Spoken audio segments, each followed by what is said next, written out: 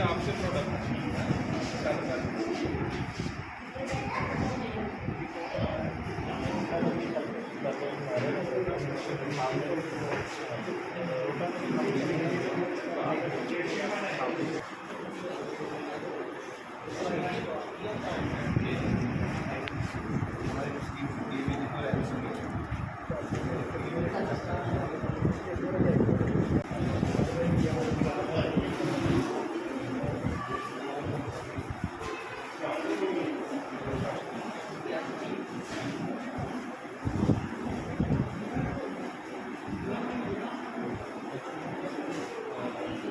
field camp which is being held on the lines of program Back to Village and My Town My Pride.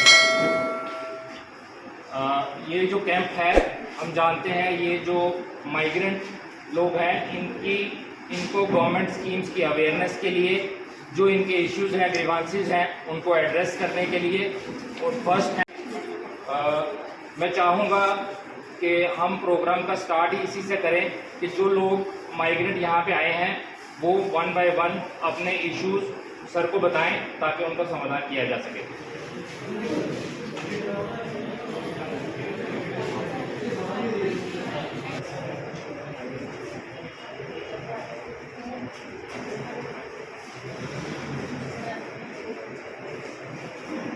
Vijay Sharma ji, relief and revolution के DC साहब, और बाकी भी जितने भी हमारे यहाँ डिपार्टमेंट्स आए हुए हैं और हमारे टीआरटी के जितने भी हमारे व्यक्ति यहाँ पे आए हुए हैं।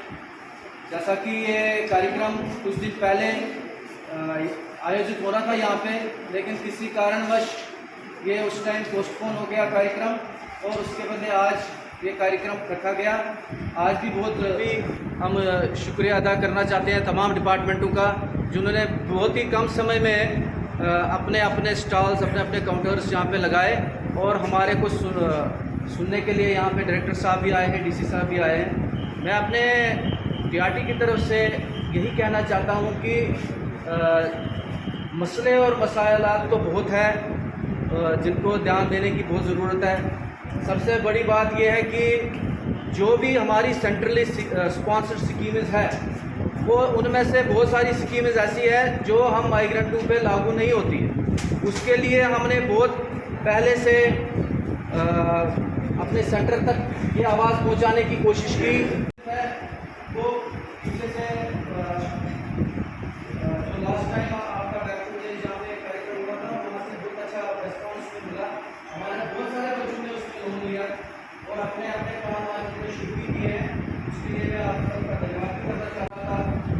अच्छा चल रहा है, अच्छा चल रहा है, लेकिन वो उसकी रफ्तार बहुत धीमी हो गई है। हम बात कर रहे हैं तो सर वो कह रहे हैं कि जो कंट्रैक्टर्स है उससे इमरजेंसी इशूज़ है कि जो हमारा जो पानी का व्यवस्था है, हमारे पास कोई फ्रेश वाटर यहाँ नहीं है, उसके हमारे को खाली पानी जो आता है वो टैंकी के जरिए आता है। और कुछ लोगों का ऐसा मसला है कि उनकी टैंकियाँ भी टूट चुकी है, टेंडर नहीं, उनकी पैसा नहीं आएगा। दूसरी बात है सर, सैनिटेशन का यहाँ बहुत बड़ा इशू है। जो हमारे ट्रेंचेस है उनके ढक्कन ही नहीं है, मतलब आए दिन कोई ना कोई इंसिडेंट वहाँ होता है, ट्रेंचों में गिर गई है, जब कोई स्कूटी बाइक वाला आता है वहाँ पे वो गिर जाता है। तो बहुत सारे एक्सीडेंट्स भी हुए। तो अलॉटमेंट नहीं है फंड्स की, सैनिटेशन का मसला है। और सर हमारा ये मेन बर्निंग इशू है, आपको भी बोला, डीसी साहब को बोला था, इनके जो तीनों कम्युनिटी हॉलों का एक यहाँ पे ये बनाया गया है इसका वाशरूम, लेकिन ये भी अनफंक्शनल है, इसमें कोई नहीं है। हमने अपनी लेवल से इसको ठीक किया था, स्टैंडिंग सीट भी एक लगवाई थी कि बीमार है। आज के प्रभारी अफसर यहाँ के, इनके साथ आई हुई इनकी टीम और सभी डिपार्टमेंट्स के, लाइन डिपार्टमेंट्स के जितने भी रिप्रेजेंटेटिव यहाँ हैं और हमारे टीआरटी नगरोटा से जितने भी लोग यहाँ हैं, मैं बात करूंगा जो रूफ मिशन जी ने रिलीफ एंड रिहेबिलिटेशन हमारी जो ऑर्गेनाइजेशन है उसके रिलेटेड कुछ इश्यूज़ पे बात की है। सबसे पहले बात कर रहे थे ये कि हमारी सोशल वेलफेयर की जो स्कीम्स हैं सेंट्रली स्पॉन्सर्ड हैं या स्टेट स्पॉन्सर्ड हैं, जिनमें मेन इन्होंने बात करी है बेटी बचाओ बेटी पढ़ाओ पे, या ओल्ड एज पेंशन्स पे, या इस किस्म की जो भी स्कीम्स हैं वो हमारे कश्मीरी पंडित जो हैं इन पे लागू नहीं होती और इनका जो मफाद है ये लोग हासिल नहीं कर पाते। मैं आपको थोड़ी सी जानकारी इस सिलसिले में दे दूंगा कि ये जो स्कीम्स हैं इन पे इनकम बार होती है। आप BPL सुनते हो कि जो बिलो पॉवर्टी लाइन हैं लोग, उन पे ये आता है, उन पे फलानी स्कीम आती है। आपने हर फोरम पे ये बात कही है, बट कभी भी वो आपकी बात जो है मुझे लगता नहीं फ्रूटफुल रही होगी। हमने आके ये इशू टेकअप किया एडमिनिस्ट्रेटिव लेवल पे, हमने यहाँ से कम्युनिकेट किया और रिक्वेस्ट की लेके उसमें आप जानते हो कि रिलीफ ऑर्गेनाइजेशन में एक वो पिछले कुछ सालों से जब से ये मर्जर हो गया है मेजोरिटी में, उससे पहले वो खुद ही देखता था ये सारे इशू। अब ये स्कीम में सारा का सारा जो रेनोवेशन का पार्ट है, वाटर सप्लाई भी उसमें आती है, कनेक्टिविटी भी उसमें, ये एग्री करेंगे। अब जितने भी इशूज़ हैं हमने चीफ होता है, इसमें हमारा जो है 80% ये जो भी मतलब वो एसएचजी मेंबर्स हैं रूरल एरिया में वो हमारे साथ जुड़ सकते हैं। तो उसमें रिक्वायरमेंट हमारी ये रहती है कि एक उनका आधार कार्ड चाहिए होता है और एक राशन कार्ड चाहिए होता है जो स्कूल होता है। उसमें ये होता है कि जब एक सेल्फ हेल्प ग्रुप हमारे टोटल JNK में 85,000 से ज़्यादा सेल्फ हेल्प ग्रुप है और nearly about 7 lakh SHG members हमारे साथ जुड़े हैं, काम कर रहे हैं। इसमें यह है कि रूरल एरिया में आपने देखा होगा जो फीमेल एसएचजी मेंबर्स हैं उनको अपने लिए कोई लाइवलीहुड जनरेट करना है, अपने घर परिवार को सपोर्ट करना है, कुछ हाउस होल्ड को अपनी हेल्प करनी है, कुछ अर्निंग करके, तो उसमें उनके लिए बहुत सहायक होता है ये जो स्कीम है। तो ऑफिसर मिशन यूथ हूँ। हम मिशन यूथ के तहत 3 स्कीमें इस वक्त चला रहे हैं और बहुत सक्सेसफुल स्कीमें चला रहे हैं और मुझे लगता है ये आप लोगों के लिए भी बहुत बेनिफिशियल होगी। जैसे अभी सर ने बताया कि उन्होंने कुछ स्कीम में लोन लिया हुआ, तो उसी तरीके की स्कीमें हैं। तो उसके बारे में 3 स्कीमें, मुख्य 3 स्कीमें, उनके बारे में बारी बारी में आपको बताऊंगा। सबसे पहली स्कीम है मुमकिन स्कीम। मुमकिन स्कीम में हम अनएम्प्लॉयड यूथ को या बेरोजगार युवा कोई भी है उसको एक कमर्शियल गाड़ी देते हैं। कमर्शियल गाड़ी में मोटे तौर पर कोई 30 के करीब गाड़ियाँ, जिसमें Tata mobile, Mahindra pickup, e rickshaw, इस तरह करके 30 गाड़ियाँ टोटल जो है हमारे पास अवेलेबल होती है। इस गाड़ी जो है इसमें जो अप्लाई करने का तरीका है, कि आपने ऑनलाइन करना है अप्लाई। एक पोर्टल है जिसका हम आपको अभी इसके बाद प्रोग्राम के बाद जानकारी भी देकर जाएंगे। एक पोर्टल है जिसका नाम है JKGSS, या आप सीधा गूगल में डालेंगे मुमकिन स्कीम तो आपको वो पोर्टल निकल आएगा। उस पोर्टल पर अप्लाई करना है आपने, सिर्फ आपको 5 मिनट का काम है अप्लाई करना, कोई बड़ी फॉर्मेलिटीज़ नहीं चाहिए। अब इसके लिए जो सरकार ने क्वालिफिकेशन और जो इस क्राइटेरिया रखा है, इसमें 18 से 35 साल का वो युवा होना चाहिए, या मेल फीमेल कोई भी हो, दोनों ले सकते हैं। उसके पास वैलिड ड्राइविंग लाइसेंस होना चाहिए।